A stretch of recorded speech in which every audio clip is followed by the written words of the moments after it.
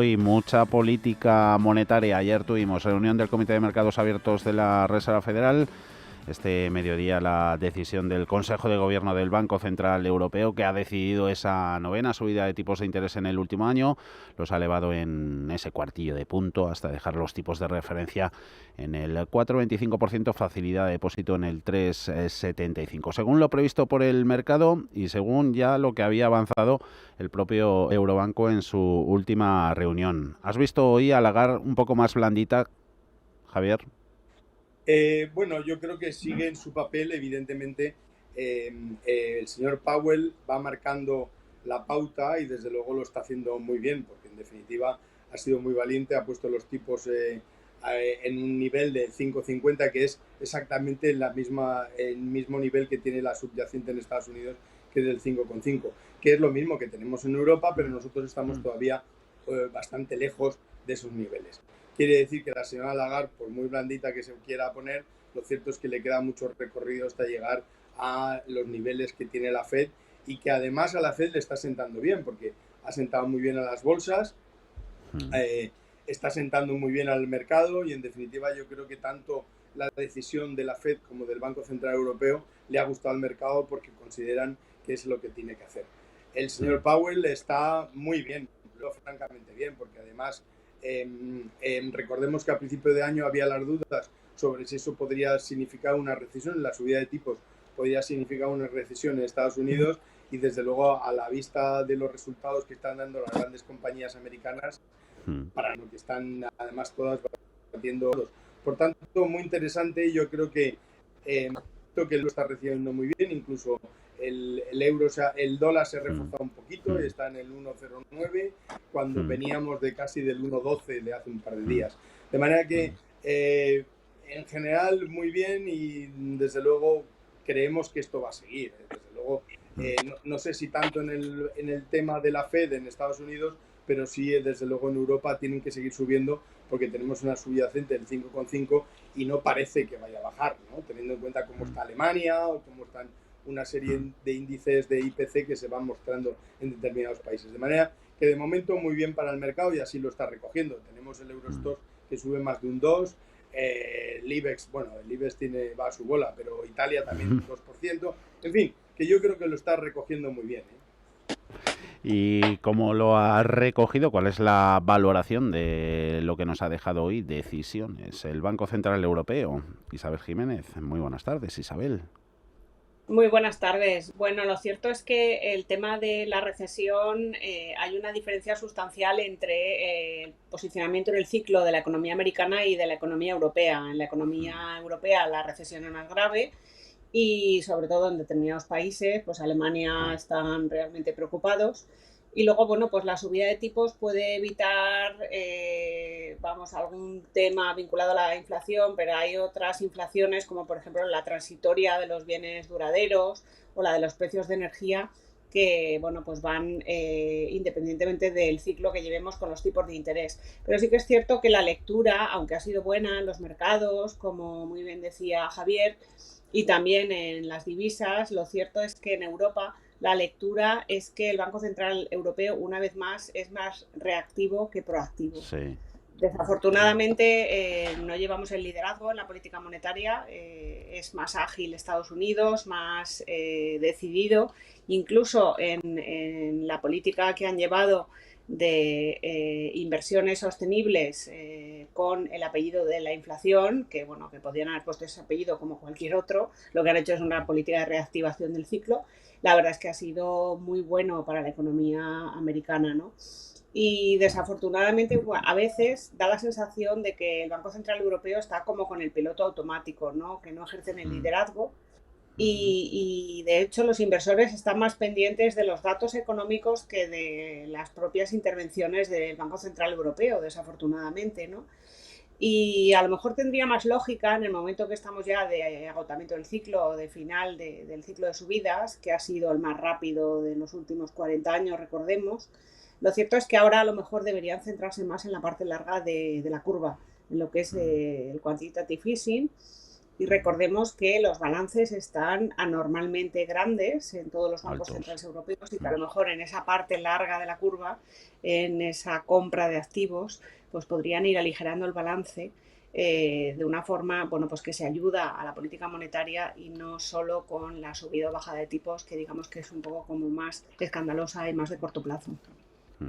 Tanto uno como otro, Javier, Isabel, se manifiestan, BCE y Reserva Federal, muy dependiente de la datología, ¿no? De todas las referencias económicas que se van conociendo.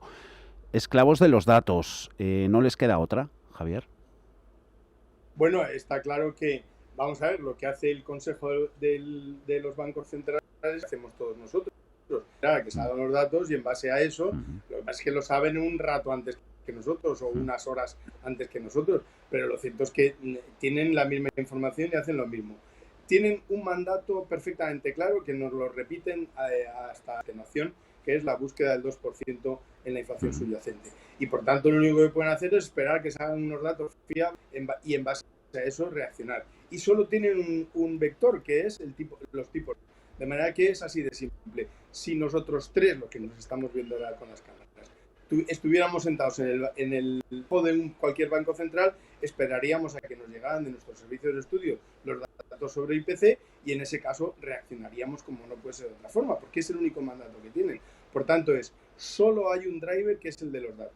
Es verdad que en la reducción del balance, precisamente por la bonanza que está mostrando el mercado de la renta fija, de los bonos gubernamentales, donde se están moviendo en una franja especialmente tranquila, a pesar de todo lo que se habla en las tensiones que incorporan los centrales y el seguimiento del IPC. Sin embargo, los bonos gubernamentales, tanto americanos como europeos, se están moviendo en una franja bastante fácil de seguir.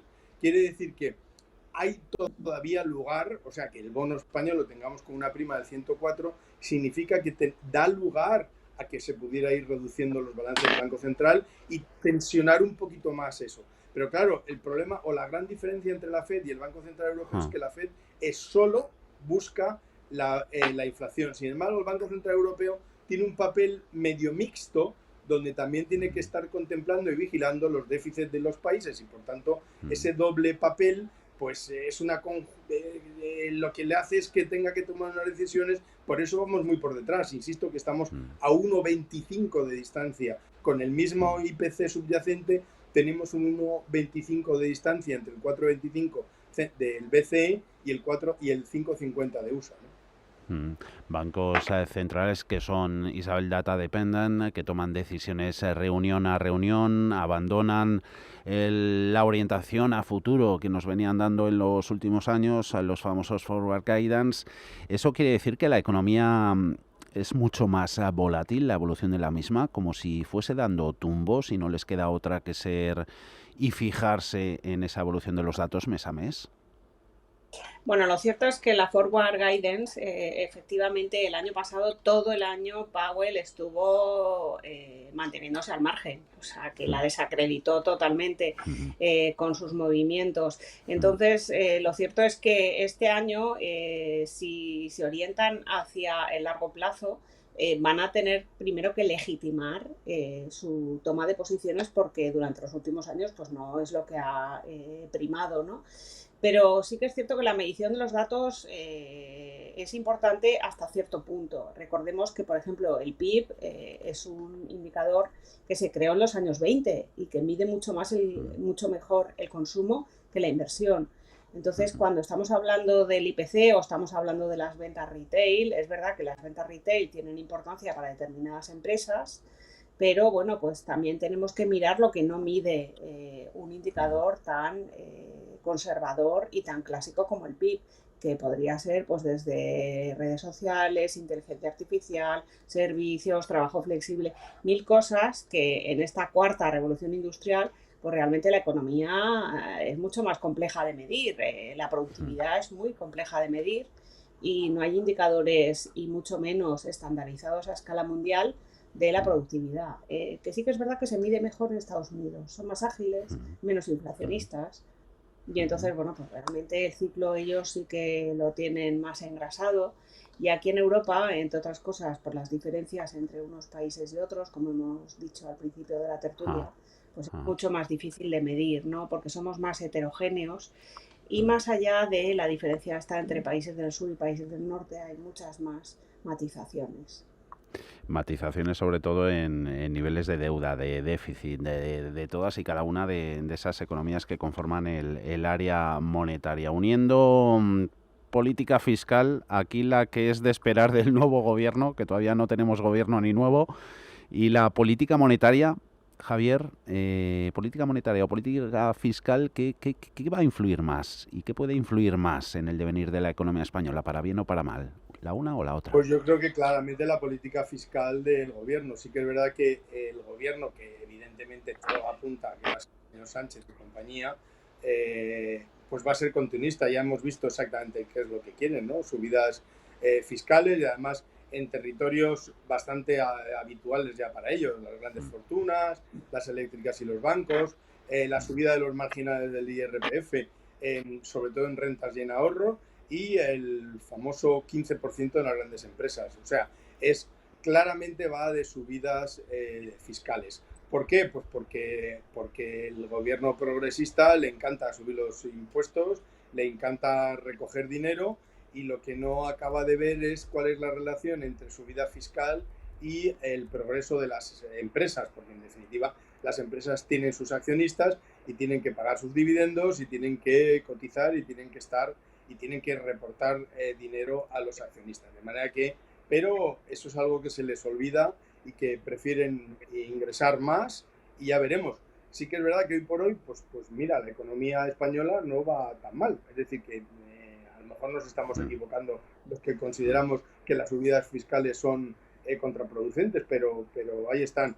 Luego también se ha hablado de la ampliación del parque de viviendas, que esto es una reivindicación permanente por parte de los de Sumar Podemos, y luego la subida del salario mínimo, que también yo creo que va muy en contra de los intereses de las empresas, pero en definitiva, pues es la misma canción.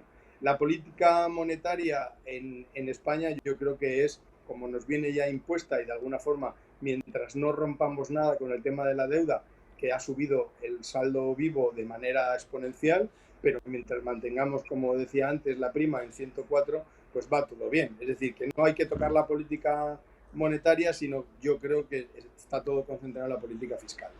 Mm, Porque se ha venido hablando, ¿no? Mucho, ¿no? Como detrás de todas estas subidas de tipos de interés puede que haya algo más, como mensajes soterrados, ¿no? Del BCE para presionar a los estados europeos y lograr reducir elevado gasto público. Política monetaria lo sabemos de sobra, ¿no?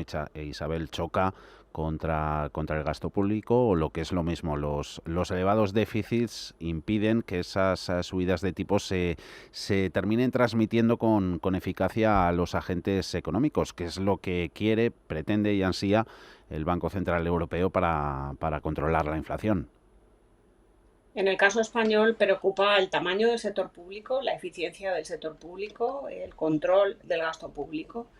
Y luego, bueno, pues desde AIREF han alertado Mm, mm, sobre la falta de elasticidad. En el ciclo expansivo no reducimos el gasto público lo que deberíamos reducirlo y en los ciclos que vienen mal dadas, pues evidentemente hay una serie de gastos que se aumentan como se vio con el shock de la pandemia. Pero sí que es cierto que se acaban las vacaciones fiscales, es decir, sí, el gap sí, este que no se medía y que se consideraba excepcional y sí. tal, pues ahora va a volver el semestre europeo, va a volver el procedimiento de déficit excesivo y bueno, pues se va a poner en el ojo de halcón de Bruselas y de Frankfurt, bueno, por los países que están por encima. Y bueno, pues siempre hay países que están peor, como puede ser Italia, pero sí que es cierto que tenemos que mirar el déficit público y la deuda pública, ¿no? Que muchas veces se mira el déficit, pero luego la deuda tiene ese crecimiento inércico y bueno, pues eso es preocupante. Mm, Porque es crisis de deuda, ¿no? Lo que también hay de fondo, ¿no? Y el BCE ahí puede que esté acertando, poniéndoselo fácil a los bancos y difícil a los gobiernos. Decía Isabel Javier que año que viene vuelven todas esas reglas presupuestarias pre-COVID en Unión Europea. Nuevo gobierno que tengamos aquí en España se va a terminar tarde o temprano enfrentándose a ello con toda esa dinámica de elevada deuda, con todo lo que tenemos de déficit y sin la ayuda de la inflación, que algo puede ayudar en el tema de la deuda. ¿Terminará aprobando Sánchez, si repite Moncloa, su medicina? Sí, el señor Sánchez ha sido precisamente ha pillado, porque ha pillado todo el asunto COVID y todo el tema de Ucrania, Mm, ha pillado una época dorada para él, que es gastar y, en definitiva, sin ningún tipo de problemas. De hecho, el saldo vivo de la deuda en la época del mandato del señor Sánchez ha subido en 400.000 millones netos, que es una auténtica fortuna y una barbaridad. Entonces, mm, ¿por qué? Pues porque se gasta y nadie le pide razones. Ahora mismo, según los cálculos de la Comisión Europea, el déficit español va a acabar este año alrededor del 4, en el 4,1, 3,9, en esos derroteros.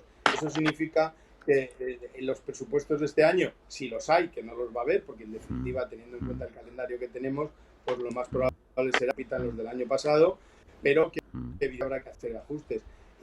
Pues sería un recorte de aproximadamente 10.000, 12.000 millones en el gasto total de España, en la parte de la administración. mm, No es importante en la medida en que Bruselas no sea especialmente exigente, pero si mm, se convierte exigente, 10.000 millones es lo mismo que un solo euro. En el momento que te pasas y hay que buscar un equilibrio fiscal, evidentemente pasarte en 1.000 millones es una auténtica barbaridad. Y yo creo que Bruselas va a poner el pie en pared y va a decir que hasta aquí hemos llegado, porque es verdad que esta laxitud que ha tenido a lo largo de todo este tiempo con los programas de ayuda, los ERTES más, todos los programas de ayuda post-COVID, etcétera, lo único que hacían era tener esa sensación de aquí vale todo. Pero me mm, temo que mm, la actitud también española respecto a los presupuestos, porque aquí hay un tema muy importante y es que los presupuestos del Estado nos tiramos 3 meses hablando de ellos, pero luego resulta, digo, porque se hace mucha publicidad, el presidente del gobierno lo publica de manera ad nauseam a lo largo de 3 meses y luego nadie hace el seguimiento de si se cumplen o no se cumplen. Lo normal es no cumplir absolutamente nada. Bueno, pues me temo que Bruselas a partir del año que viene va a pedir que se cumplan, va a pedir en concreto dónde ha ido todo el dinero de las ayudas europeas, va a pedir que se cumplan en los niveles y, por supuesto, el tema de la deuda, pues efectivamente estamos en el 115 y lo tenemos que llevar a la mitad, que es el 60%. Eso va a ser más mm, difícil, pero la deuda va a ser más difícil, pero sin embargo el déficit sí que va a ser más fácil. Por tanto, yo creo que va a haber ahí un gran apretón y el señor Sánchez mm, se lo va a tener mm. que comer. Ejecutivo en funciones que no podrá aprobar esos presupuestos generales del Estado por ese bloqueo político al que se enfrenta España, que complica sacar adelante el próximo proyecto de cuentas públicas. Por ley deberían estar listos para septiembre, ¿no? Algo que a priori parece imposible, eso sí, una hipotética y rápida negociación de Sánchez con Junts, por ejemplo, y si el actual gobierno tuviera los PG avanzados, se podría llegar in extremis a septiembre. Pero eso, de momento, parece, Isabel, que ni por asomo vaya a ocurrir y sería una verdadera, ¿no?, carrera de fondo para el bloque progresista. Claro, no aprobar los próximos PG, con ello puede convivir la economía española sin problema. Bueno, lo cierto es que los ciudadanos muchas veces piensan que las elecciones, el coste directo es lo que cuesta montar las papeletas, los votos, tal que va. Eso Mm, es mm, nada, pecata minuta, ¿no? ujú, El coste real de las elecciones es el año económico de las elecciones que se paraliza la economía. Y si mm, encima no hay quórum perdido. y bueno, Sí. eso se habla de repetir o prorrogar, tal, luego los pactos, tal, todo eso lleva tiempo, ¿no? Y peajes. Recordemos que Ah, cada pacto, cada acuerdo, los minoritarios, por cómo está organizado nuestro sistema democrático, los partidos pequeñitos, cuando ah, pactan con ellos, bueno, pues pactan a cambio de algo, ¿no? Entonces eso tiene un coste que a veces se sabe y a veces no se sabe. y muchas veces es un coste económico. Entonces, a veces hay que analizar y bueno, consolidar y pensar esa consolidación del coste del sistema electoral y luego, bueno, pues incluso partidos bisagra que a lo mejor no tienen sentido, que simplemente están para hacer chantajes. Esto es un tema a valorar. Y luego, bueno, pues efectivamente que se prorroguen unos presupuestos generales del Estado, pues al final muchas veces no está justificado. Hay inercias, más aún, que siempre hay en el sector público, pero prorrogando unos presupuestos generales más. Y es importante que haya esa rendición de cuentas de los presupuestos generales del Estado, que más allá de ese diseño o de ese maquillaje, luego pues haya una rendición de cuentas y que se mire lo que se ha cumplido, lo que no se ha cumplido y que se busque la eficiencia, se busque la racionalización, se busque el sentido común, que muchas veces es el menos común de los sentidos y en política más. Y bueno, pues no vivir en la ciencia ficción, ¿no? Que a veces hay políticos que no pisan la calle. Entonces, que vean lo que sufren las familias, que vean lo que sufren las empresas, lo que cuesta levantar un presupuesto, lo que cuesta vender a un cliente y cobrar. Y eso es en el sector privado, pero a veces en el sector público se vive desde la ciencia ficción. Pues a ver si se va aclarando un poquito el panorama en lo político, también en lo económico y, como no, a pie de calle. A ver si están todas las cosas más claritas. La próxima vez que hablemos